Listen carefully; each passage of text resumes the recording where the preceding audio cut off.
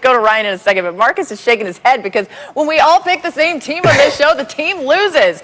So anyway, I'm sorry, Ravens, if we've cursed you. It's just ridiculous. I can't believe it. Anyway, we don't discuss our picks before the show. Ryan, let's talk about this game, though, for these two teams. How important is it for them to get back on track?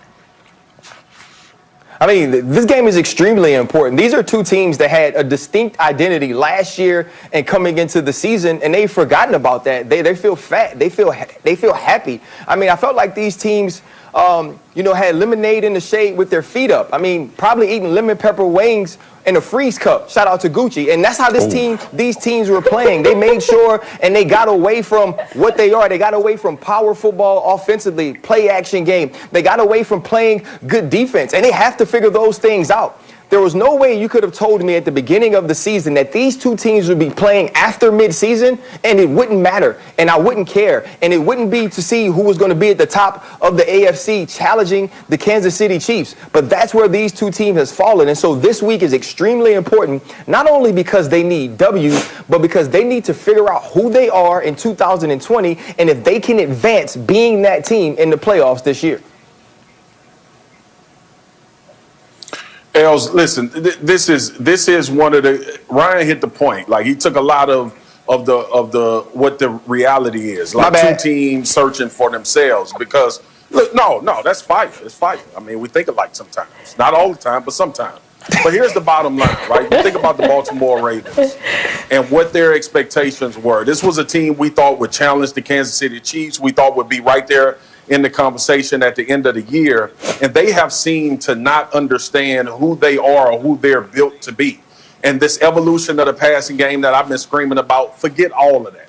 Like, the Ravens need to make sure that they at least go into this game with a plan to do what they do.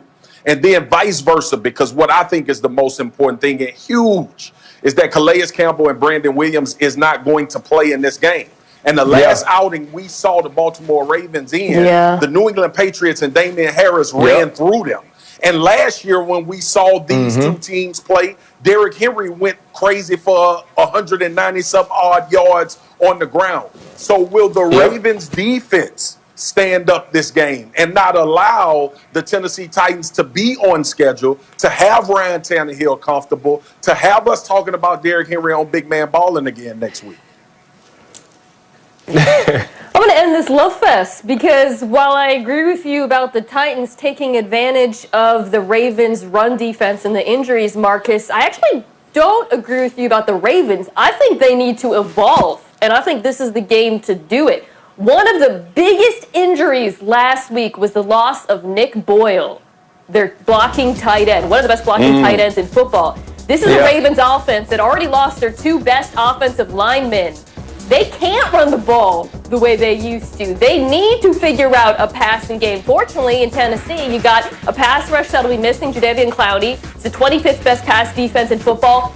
This is an opportunity for them to show us that they can pass the football, that they've got a different shade to this offense because the personnel has changed and the offensive scheme needs to evolve with it. Yeah, one thing for the Ravens, the last time we saw them, it was just a ridiculous weather game and the rain was falling, all that. It should be much better in Baltimore, about 59 degrees at kickoff, so that could factor in and make them feel a whole lot better.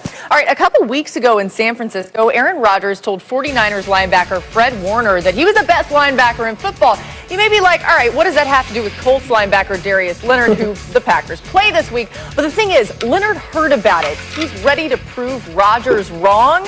And this could be something to watch in this Packers-Colts game. Listen to what Darius Leonard had to say. I seen it as soon as he said it. You hear things like that. That just give you that extra motivation to go out and play. I've been looking forward to this game ever since he said it. Just kind of, he's been in the league for a long time. And, for him to say that to Fred Warner, they play on twice a year. So, my first time I want to leave a mark and hopefully, change his mind of, what he said about that. Darius Leonard's been leaving a mark all over the field, by the way, all season long. How about our picks for this game? We're totally split. The girls are on the Packers. The boys are on the Colts. So we'll see who ends up being right. It'll probably be us, Mina. You know what that means. I know. It's going to be, Mina and I are going to be right. So Mina, Mina, we are on the Packers. What do you think they need to do to win? Devontae Adams, by the way, Phil Yates reporting earlier in the show, should be good to go for this game. And that is part of the reason I'm picking them. Rodgers, who, by the way, learned what we all know, which is players do not like it when you rank players. Somebody's going to be offended. He is going to have to win this game for Green Bay by throwing deep, because that, to me, is where the Colts are vulnerable. This defense is very good, but they like to keep the football in front of them. They want you to run. They want you to throw it short. As a result, I think MVS and Devontae Adams are going to be enormous in this game. We're going to see explosive plays if Green Bay is going to win it. Yeah, I mean, I'm with you. I think that's the formula, but I also want to give a shout out to what Indy does up front, especially with DeForest Buckner. Obviously, we found out Archery would be out of this game, which I think he's been coming on and playing out of his mind. Really good football if you watch them up front. But you still have Houston, and this defensive line coached by Brian Baker, who was one of my D-line coaches in Dallas.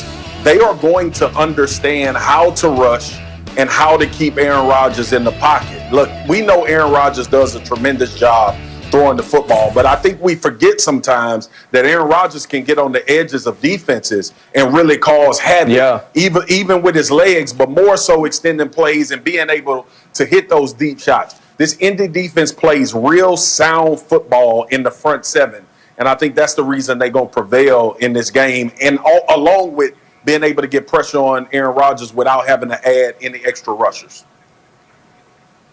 Yeah, another piece of this is the run game of the Indianapolis Colts. And I know the numbers don't say that the Green Bay Packers are bad against the rush, but you can go back to last week against the Jacksonville Jaguars and see the way that James Robinson was able to run the football on him. And he actually had 2 touchdowns called back. And so I think that's going to be huge for the Indianapolis Colts. You want to defend Aaron Rodgers, you want to do a good job of stopping him, then keep him off the field. This also keeps Phillip Rivers from turning the ball over, even though outside the corners of the Packers are hurt. And so I think this game is going to be about the run game of the Indianapolis Colts and this very effective yet boring defense that they have.